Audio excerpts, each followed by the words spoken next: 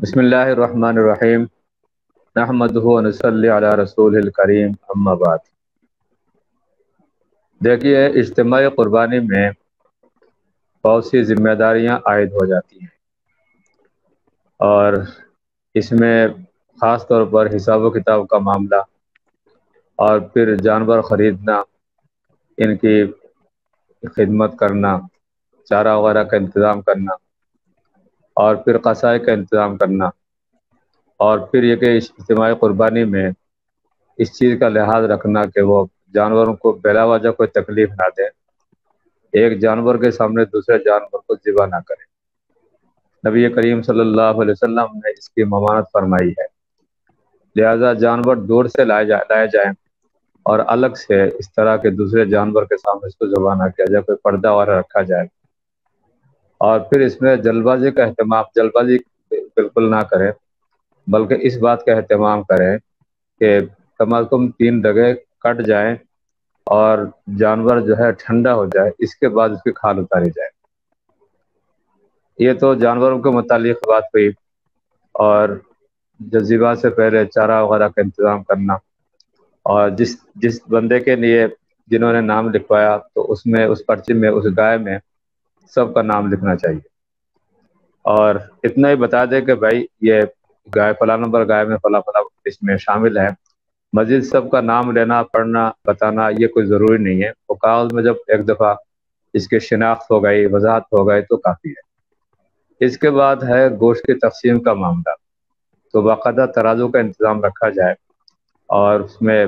وہ جو ٹیم ایسی ہو کہ ان کو صاف ستھرا کر کے کٹائی بھی بہتر ہو، اور پھر پیکنگ کا انتظام رکھے تاکہ، اور اس میں وہاں پرچے بھی لگائے کہ فلاں صاحب ہے، ان کے 2 حصے یا 1 حصہ یا تیسرا حصہ، چوتھا حصہ، اس طرح حساب کتاب کا معاملہ رکھا جائے۔ اور جو وقت آپ دیں گے اجتماعی قربانی کے لیے تو اس کا اہتمام کریں، عملہ آپ کا مضبوط ہو، اور عملہ مضبوط جب ہوگا جب ان کے معاملات آپ ان کی مرضی کے مطابق باہمی رضامندی سے آپ طے کریں گے، تو پھر وہ خوشی خوشی کام کریں گے، ورنہ پھر ظاہر بات ہے کہ عید کے دنوں میں چاروں طرف سے قصائی کی ضرورت پیش آتی ہے، تو یہ لوگ دوسرے انداز سے سیاست کرتے ہیں کہ چلو جی ابھی صرف کاٹ کے آ جائیں گے، تو دوسرے جانور کے پیچھے پہنچ جائیں گے، اس کو کاٹ کر ڈال دیں گے، اس کے بعد اس کو یعنی کھال اتارنا، گوشت بنانا، اس میں کافی وقت لگ جاتا ہے۔ تو اس طرح کا نظام نہ ہو، جو افراد ان کو آپ منتخب کرتے ہیں۔ اجتماع کا مطلب یہ ہے کہ آپ ایک انتظامی ذمہ داری آپ لے رہے ہیں، جن کے ساتھ آپ نے وعدہ کیا، آپ نے کیا، اس کے مطابق اس کی پابندی ضروری ہے، تاکہ یہ نظام اگر آپ آگے بھی رکھنا چاہتے ہیں تو لوگ بخوشی آپ کی طرف آئیں گے، اور پھر حساب کتاب بھی مکمل رکھا جائے۔ اور گوشت کے تولنے میں وہ کوئی سستی نہ کی جائے، نظام ترازو بھی درست ہو اور وزن کرنے والے بھی درست ہوں، اور پھر جو قصائی ہے اس کو بھی یہ کہا جائے کہ بسم اللہ یا اللہ اکبر کہہ کر ذبح کریں۔ روا روی میں جہاں مقصد ہے کہ کافی زیادہ جانور ذبح کرنے پڑتے ہیں تو لوگ ان چیزوں کا خیال نہیں کرتے۔ تو ایک تو یہ چیزیں ہو گئی۔ دوسری بات اس حوالے سے یہ بھی ہے، اگر یعنی انفرادی قربانی کر رہے ہیں تو کسی شریک سے پوچھنے کی ضرورت نہیں ہے، لیکن قربانی کے لیے حلال مال ہونا چاہیے۔ اس لیے جن شرکا کو آپ شامل کرنا چاہتے ہیں ان سے پہلے یا تو جان پہچان لوگ ہو، ان کے آمدنی سے بھی آپ کے واقفیت ہو کہ یہ کوئی حرام کا آمدنی میں نہیں ہے، ناجائز آمدنی میں نہیں ہے، تو ان کو آپ شامل کریں، اور جن کے متعلق پتہ ہو تو ان کو بے عزت نہ کرے، شرمندہ نہ کرے، معذرت کرے کہ بھائی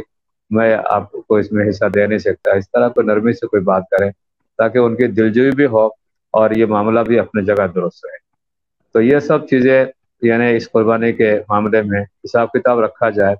جو پیسے آپ اپنے لیے کچھ بچ جائے تو اس کے متعلق آپ پہلے سے واضح کریں کہ بھئی یہاں اس کی صفائی ہے، اجڑی والا لے جانا ہے، تو پھر وہ ہم اس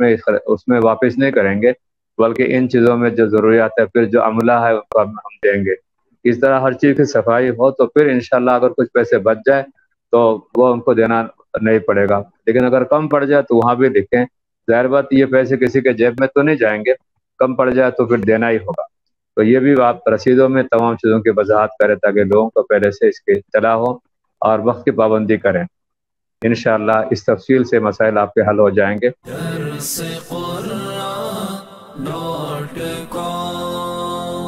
www.darsequran.com